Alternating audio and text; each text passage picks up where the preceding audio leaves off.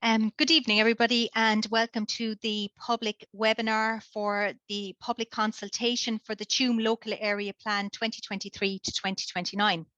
Just like to welcome you all this evening, and the evening is going to be divided into a number of sections.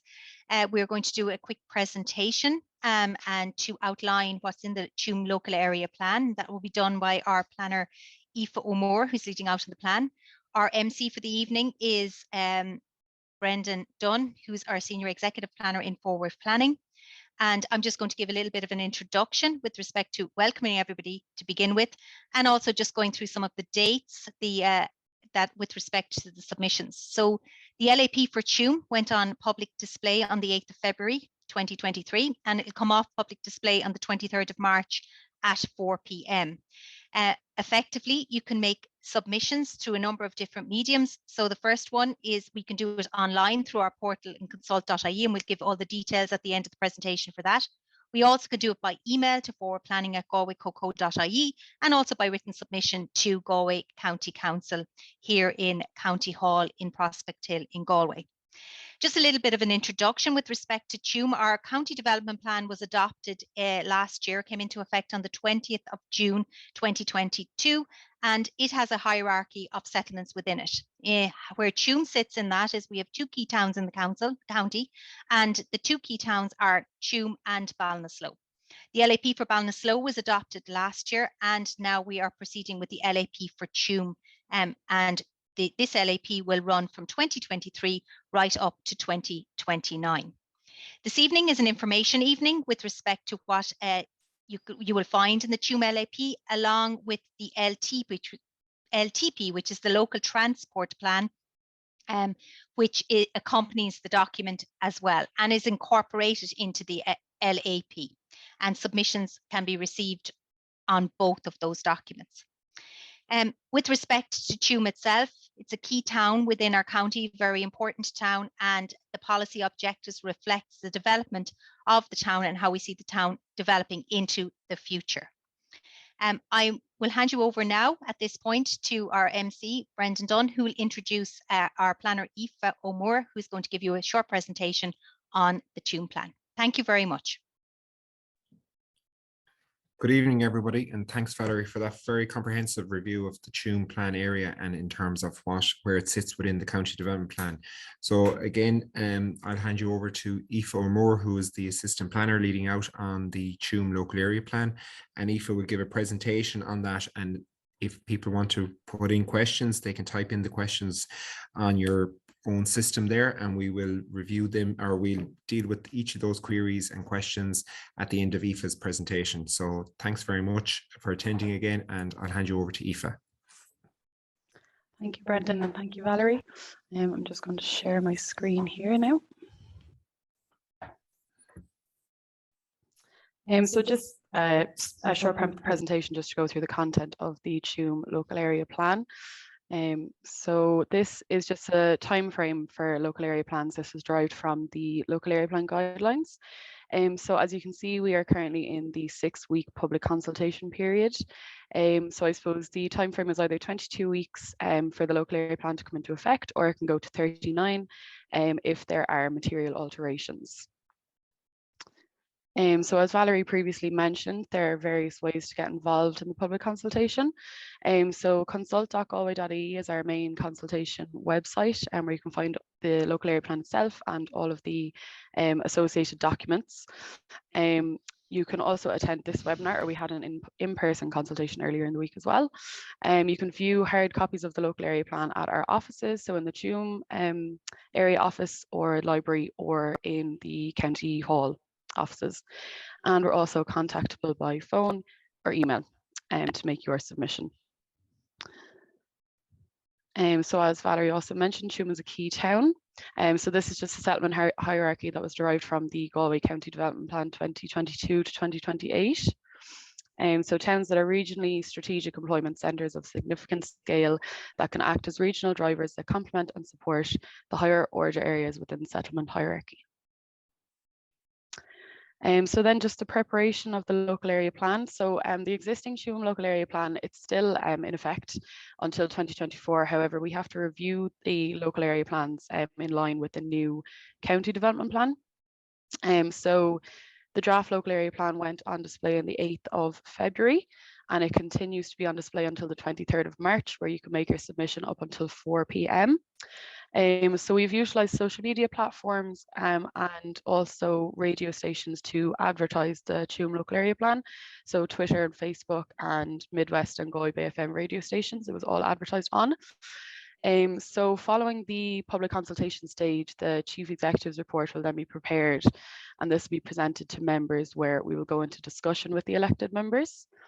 And so it's anticipated that the adopted LAP will be available in the Q3 of 2023. So just the context of the local area plan, then we would have had consideration for national and regional policy documents when preparing the local area plan. So the national planning framework, then the regional economic spatial strategy for our region, and then more locally, the Galway County Development Plan, which contains policy objectives and guidance that influence the preparation of the Tuam local area plan. And again, these are just more national and regional plans, policies and guidance that we would have had consideration from in the forward planning department when preparing the Tuam LAP. So the local area plan then is divided into 3 sections. So the initial written statement, it contains narrative and supporting policy objectives for the development of the town of Tuam. And then section 2, we have our land use zoning maps, our flood map and our environmental reports. And then the local area plan is also accompanied by a local transport plan. So just a bit of background context then, the Galway County Development Plan, which was adopted in May and came into effect in June of last year. This is kind of, I suppose, the overarching plan for the Tuam area. It assists in informing policy objectives for the local area plan. And it contains a population allocation and residential units to be delivered for Tuam. And this is contained in chapter 2 of the county development plan. So you can see these figures here taken from the core strategy. So the core strategy, settlement strategy and housing strategy in chapter 2 of the county development plan provides for an increase in population. So the core strategy allocation is 2,630 over the plan period. And this will be accommodated in 1,514 units, and these will be provided on greenfield or brownfield sites. So the quantum then of greenfield residential land, so our residential phase 1 lands is 30.3 hectares for Tuam for this period.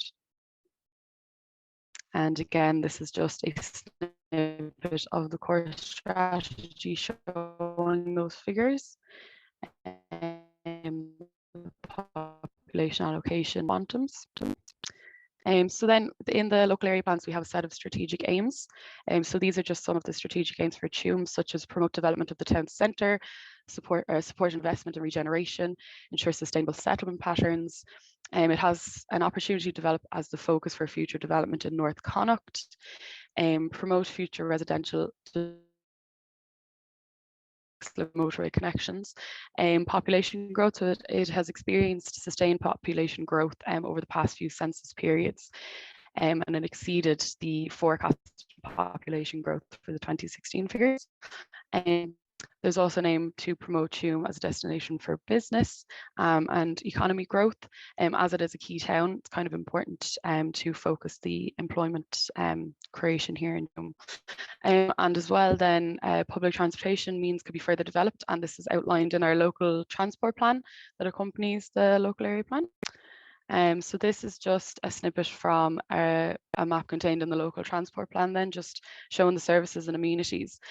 So such as the park would be the Palace grounds, or there's a hub of educational uses there along Dublin Road, and then healthcare uses and shops such as Aldi, Lidl and SuperValu then, so they can all be seen on this map, and the sporting facilities as well, which kind of surround the town. So then this is contained in the local transport plan also, just town centre improvements.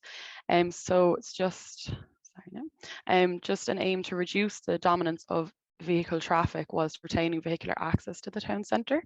So this is just option number 1, which is considered, and it's to introduce a one-way layout on Bishop Street between the central roundabout and the cathedral.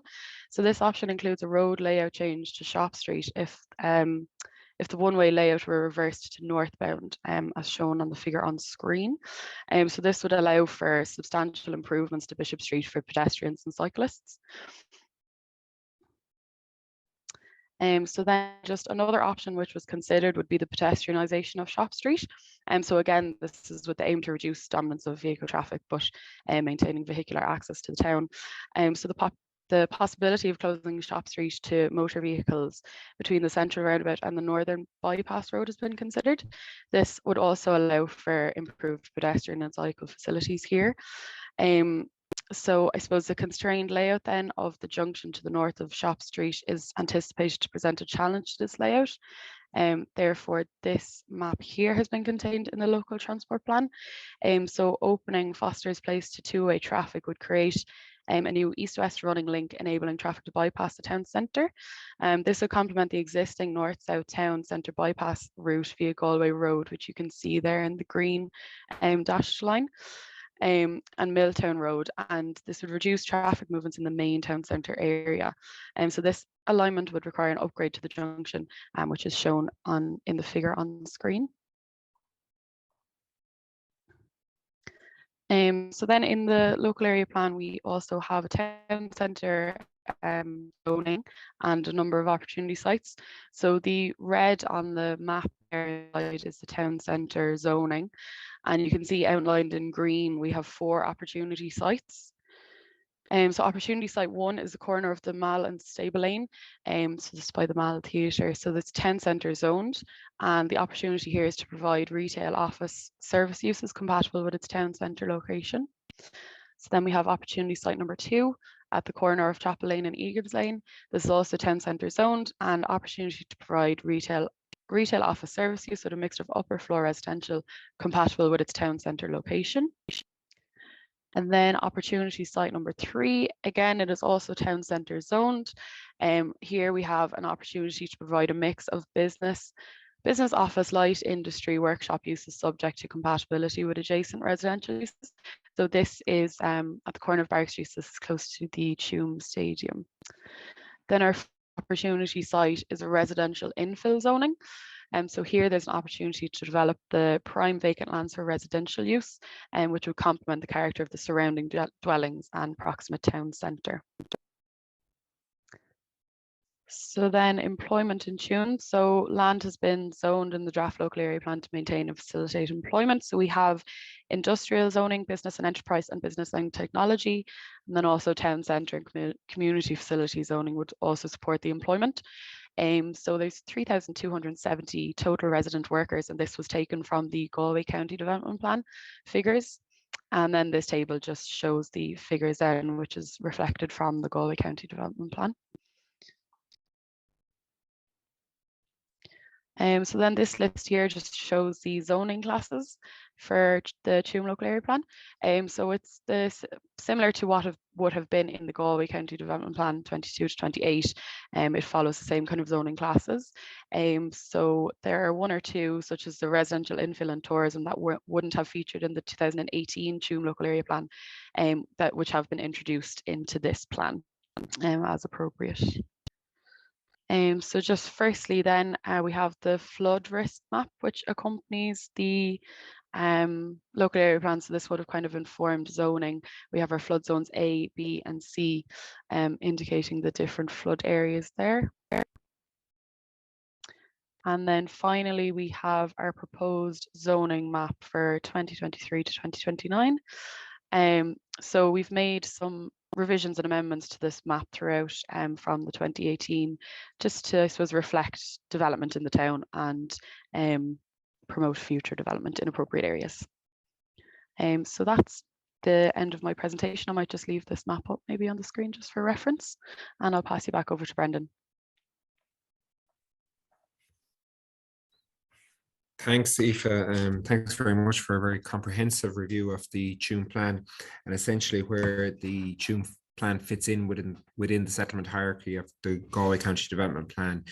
And I suppose, Aoife, you've covered off an awful lot there in terms of residential zoning and the policy objectives within the plan and the different sections.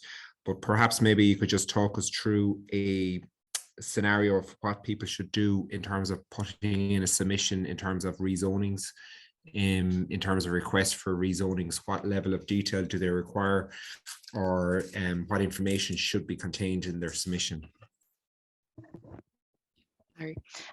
Yeah, so I suppose at the very least, we would require a map indicating the exact precise location of your site.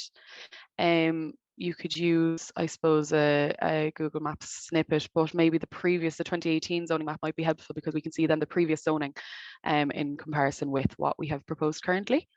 And an area code is always helpful if there is one on the site, just for us to identify correctly.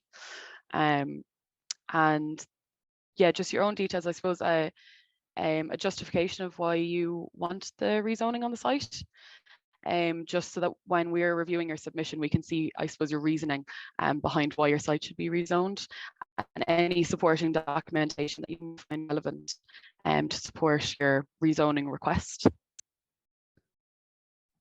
Thanks very much, Aoife. And you mentioned, and we talked about in section 3 of the local area plan, the local transport plan.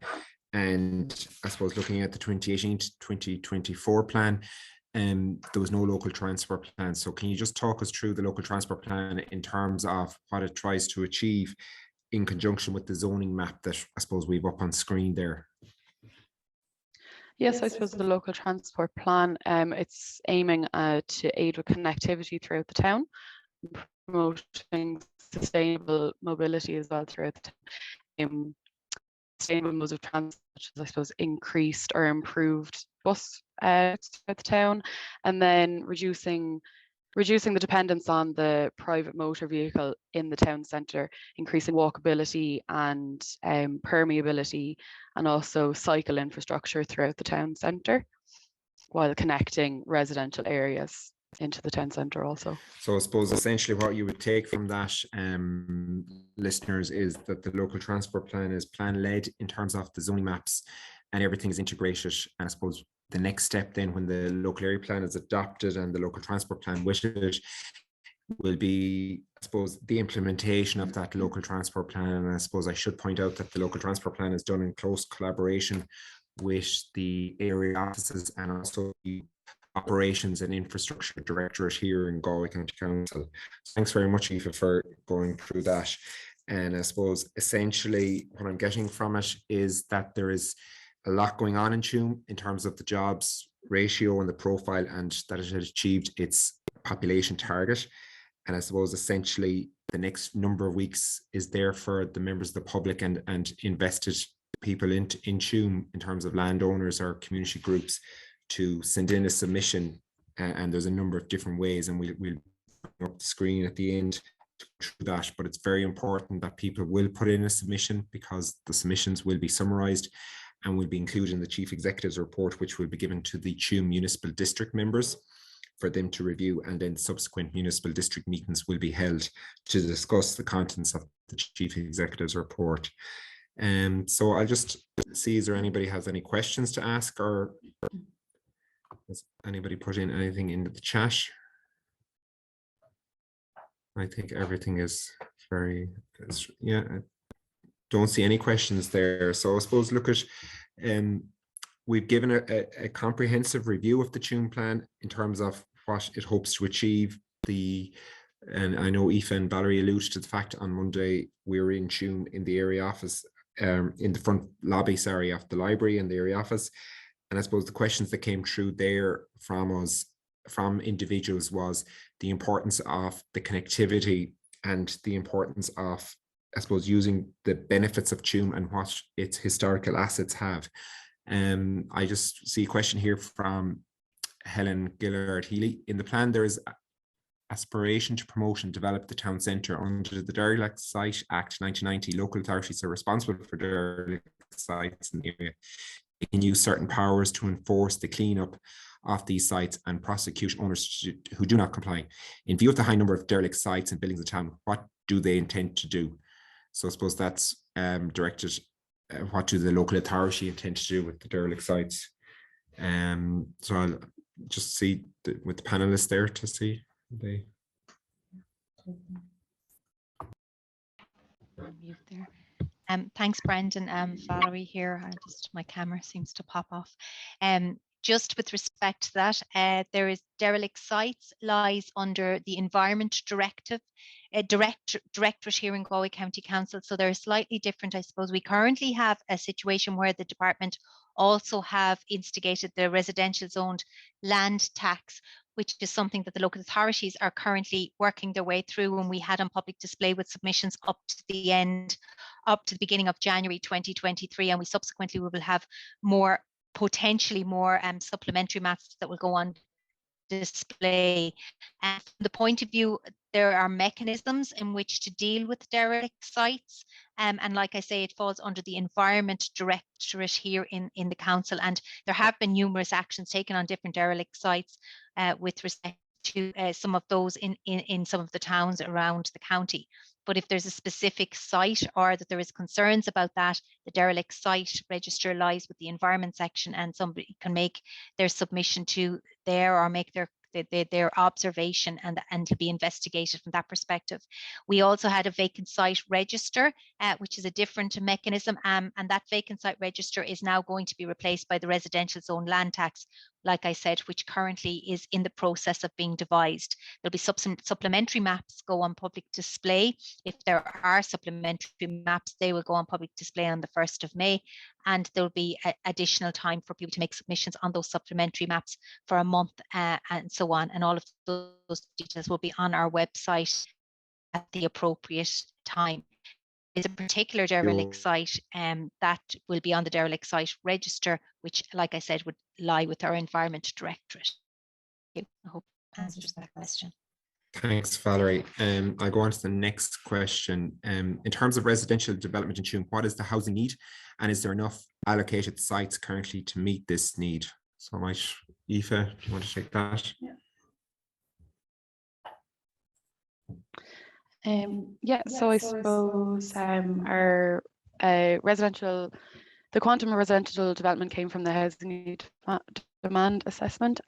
So that was devised, I suppose, with the future potential need for housing in Tuam in mind, and comprehensive studies were taken in that regard. So we have zoned sites as appropriate in terms of location close to the town centre and accessibility and such, as we in forward planning have found appropriate. So the 30.3 hectares of zoned residential phase 1 lands has come from that assessment. So in that regard, we believe that it is adequate and appropriate for Tuam.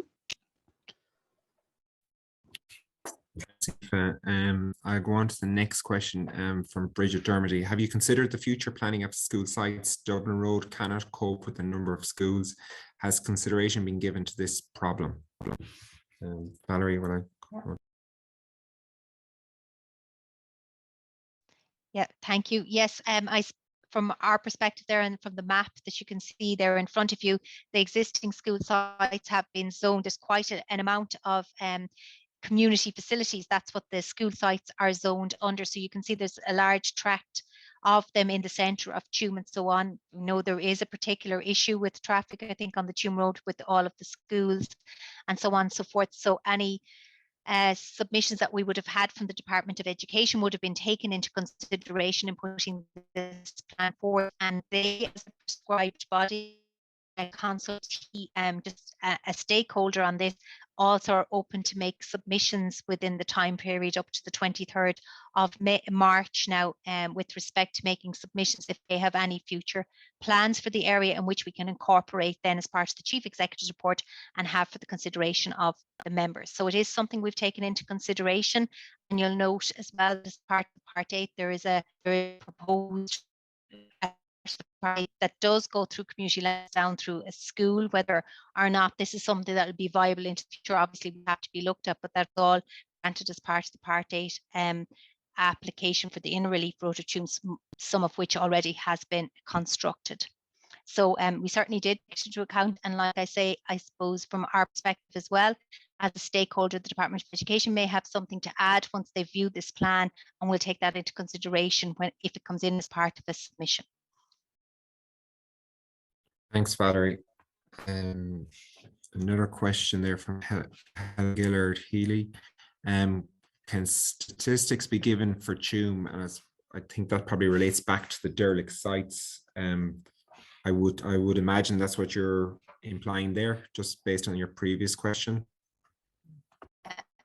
To hand for how many derelict sites on the derelict site, but certainly that's something that we can inquire from our colleagues in the environment section, and certainly we could give you that information when we get that from them. Okay. Thanks, Valerie. The next question from Anton Martins. Could you clarify what criteria has been used in identifying and selecting the residential infill zoning lands that are shown on the zoning map in the Tuam local area plan? Thanks. I go to Aoife for that. Yeah.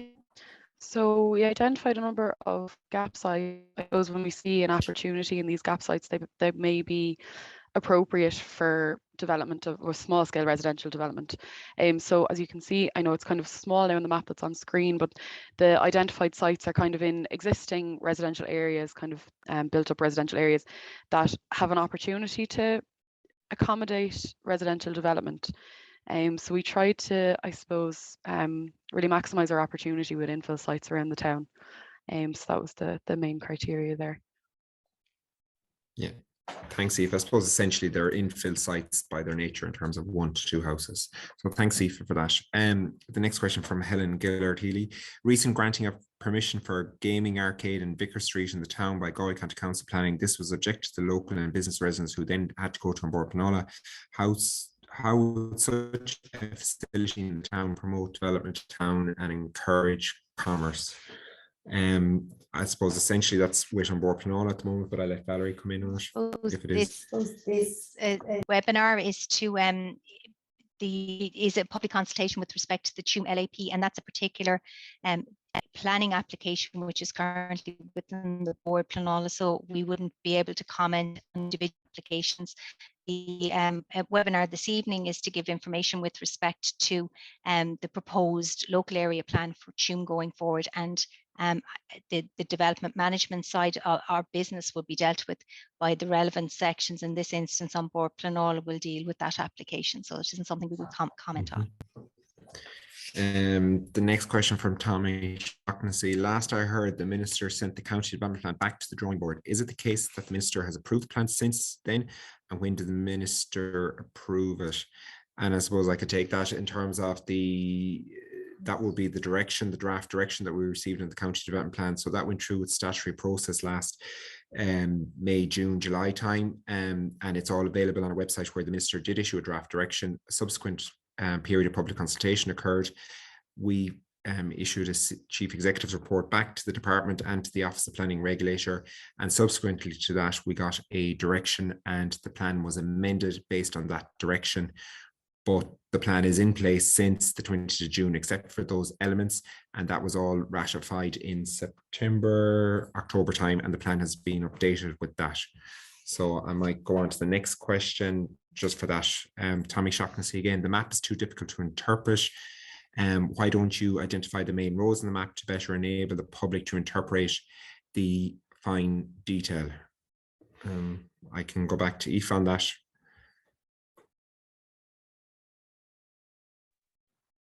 Sorry, I'm just on mute there. Well, I suppose the main streets and main roads throughout the town are identified here. In white on this map. So they kind of stand out throughout the zonings. I suppose we use kind of block primary bright colours for the zoning so as to be able to interpret the streets and line work throughout. And on the PDF versions, I suppose you can use the Zoom facility to kind of go in closer into the town centre and see the streets and line work there. Thanks, Aoife. The next Question from Zoom user. In terms of residential zone land, if any of those sites receive tax exemption of the new tax proposed and therefore do not come forward for development, how will this be dealt with in terms of non-residential zoned land being opened up for rezoning in terms of this plan? Maybe Valerie, you might take this one. Thank you. I think it might be a little bit confused. The residential zoned land tax is something that was the department began processing that for local authorities as the mechanism of doing the public consultation on them. And there was a list of criteria as part of the residential zoned land tax on whether sites that were zoned hit all of the 5 to 6 criteria associated with the having them in scope or out of scope, and that simply means whether they would be subject to the residential zoned land tax. And what happens is, I suppose, if the sites are available and are serviced and so on and so forth, and they don't come forward for development from February 2024, the revenue commissioners will levy a tax on those. I don't think there's any new tax exemption. I think it would be just that you wouldn't be subject to the residential zone land tax should you own a piece of land that has been identified as in scope or subject to the tax. And the idea behind it is to bring lands that are available for development, or certainly that are ready and prime in locations that are serviced and so on, to bring them to the market in order to develop them, to provide much needed homes around the country. And that's the idea behind the residential zone land tax. So in terms of tax exemption, there's no scheme that I'm aware of at the moment. Perhaps into the future there will be, but it's a tax that's levied on the owner of the land, provided that's in scope, which means that it is ready, serviced and ready to go.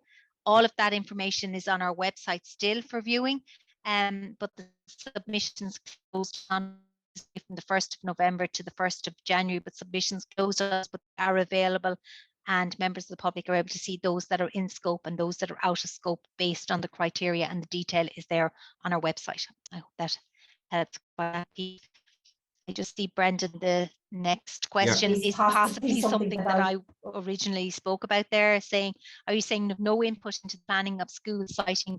Was this that this is decided by the DOE? No, pardon me, I suppose this particular process is the consultation process. So we're on public display for 6 weeks. We certainly identified for all the existing community facilities, of which includes schools, and they're identified on the map. And all stakeholders, including the public and the Department of Education, can make decisions if they have any plans that they have for Tuam. Now, we would have already consulted with the department with respect to, and many other departments too, just not the Department of Education, but certainly all of the departments that are relevant when we were preparing the draft to go on public display. But it's very much that all stakeholders' submissions will be considered and taken into account. So if the department did wish to make a submission, we would take that into account. But notwithstanding that, we've identified lands under community facilities that, for a number of community facilities or anything that falls within that category, of which schools does also. So it wouldn't have to be decided by the Department of Education, but certainly they are a stakeholder and we take on board what they say, but we also do look at the existing situation and what the future needs are for the area. Thanks, Valerie, for that. I don't think there's any more open questions. So I suppose we might give it a for people to put in anything else they want to answer. But again, I suppose that has just covered off a number of topics there in terms of derelict sites, in terms of residential zoning and the infill residential and the and other issues. So Anton Martin is back. Thanks for clarifying regarding the residential infill zoning.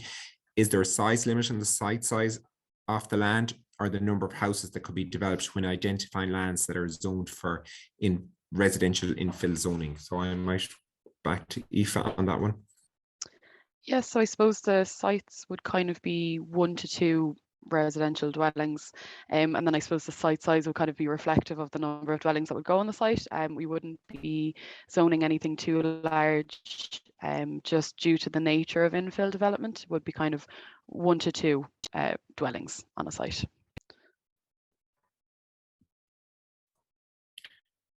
Thanks for that, Aoife. Zoom user, The above question regarding tax exempt was interpreted incorrectly. My question is, regardless of tax or not, if this residential land is not released by owners and brought forward for development, how will the housing need for Tuam be met? I might go back to you, Valerie, on that. My apologies if I went a little off point with the question. So effectively, we have a situation where if the lands that are within scope don't come to the market, or certainly the lands that are zoned here don't come to the market, we'll have a situation where halfway through the county development plan, there is a midterm evaluation of the policy objectives and how they are performing. And obviously the numbers come, as Aoife has outlined in her presentation, come from the county plan. So in light of that, there is a constant monitoring on whether sites are coming to the market or not. If it is a case that some of the sites are not coming to the market, and we would anticipate that at least some of the residential zone 1 lands here would come to the market, and that was indicated, you know, we would hope so. If it is a case that some are not coming to the market, then we would have to go back, have a look at that. But also you'll notice that there are some residential zone 2 lands there, which are not developable. The policy objective is not developable in the lifetime of the plan. But if there's a case midway through the plan, we could see land on stream and that they are appropriate in terms of sequential development, we may consider development further in, halfway in, or further on into the plan, the later stages of the plan, for development on those R2 lands. The policy objective lies within the plan to facilitate that, and that policy objective also lies within the county development plan. So there's a number of mechanisms to monitor to ensure that the housing need of the requirements, should I say, as opposed to housing need of any of our settlements will be met by either land that's currently residential phase 1, or failing that, that we would look at alternative sites that are residential phase 2, and if required, we would have to look at trying to recalibrate with respect to that. I hope that answers that question this time. Apologies. Thanks, Valerie, for that. Another question for Tommy Shaughnessy. Thank you for answering my first question in detail. Regarding my second question, the maps are not user-friendly and possibly not fit for purpose, especially the paper maps. Why not take a perfectly appropriate suggestion on board and rectify this problem by adding the names of the major roads? And I suppose essentially we've covered off that, and I suppose land use is we have followed guidance from the department and their mapping in terms of my plan maps and all of that, where the zoning map applicable for colours on the map. But we might look at this situation again for the material alterations when they're going out on display, possibly. But again, you have to be careful that the maps don't come cluttered. But again, we note your concerns and we've noted them from Monday's discussion as well. So thank you, Tommy, for that. I might go on to the next one. The Dermody, sorry, I just moved this down here. The link from Bishop Street to the road is this. There we only, but I suppose it's more of a comment. Absolutely, if you wish to make that comment to the submission, we'd happy to look at and see if there is any alternative uses and look at it in the context of the plan that's on public display and also the local transport plan, and take on board your concerns there. So we'd be happy to look at that if you wish to make it as a submission into either through the portal, through email, or certainly if you want to write that in, we'll be happy to look at that. And for essentially, we will be discussing all of these, any submissions that come in with our transport consultants and our own environmental consultants. So please put in your comments and we can take it from there. So thank you. I think we might wait a minute or two then before if there's any other questions.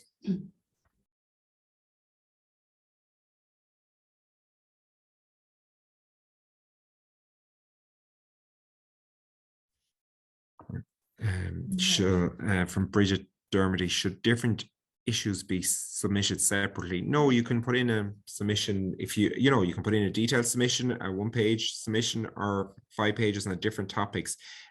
We will summarize it into the different topics. So, for argument's sake, Bridget, if you had submission to do with there isn't enough housing, or there isn't enough housing types, and you wanted to put in that into a submission, and then you wanted to cover off transport issues or community issues, you can cover it all in the one submission. Whatever is easy for you to do in terms of and user friendly from your perspective in writing it up, it's no problem. Just send it all in together and we will cover it off and we'll summarize it, and we'll give it due attention that it deserves. So I think that's, and Tommy Shaughnessy says, thank you for hosting this webinar. No problem. We found it very beneficial from our county development plan during COVID and from the Ballinasloe local area plan as well. So as going forward with the different plans, we will be having webinars and working through the different planning issues facing the county. And we're very acutely aware that there's an awful lot of community groups want to get involved, and kind of this is a forum for that to work through. So I think that's, I'll hand you back to Valerie and then to Michael. Thank you very much, Brendan, and thanks to Aoife as well. And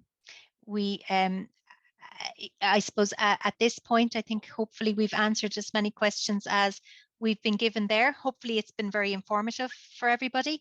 And like I say, Aoife might just put up the slide with the details of how you'd make your submission there as well on screen, just for everybody to see for a moment or two.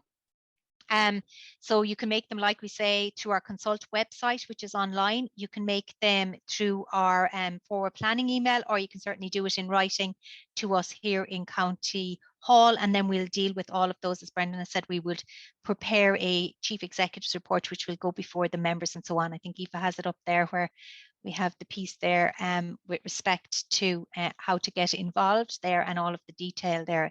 And this will be on our website anyway. So if anybody goes on our website, they'll be able to get all these details and be able to make their submissions.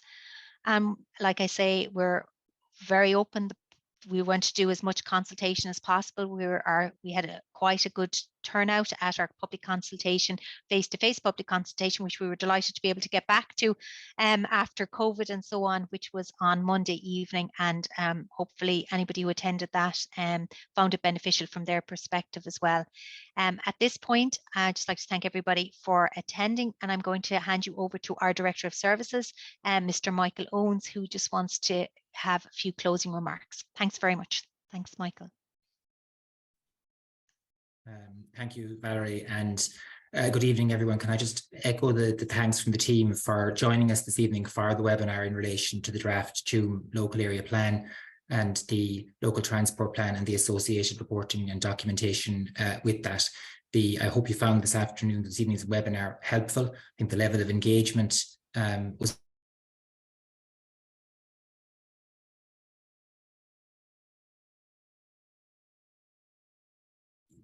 session earlier this week in relation to it. So with that, and with the word of thanks to Valerie and Brendan and Aoife and the forward planning team, thank you very much for joining us, and we look forward to continuing on the process and receiving the submissions, as I said, by the closing date of a fortnight's time. So thank you very much.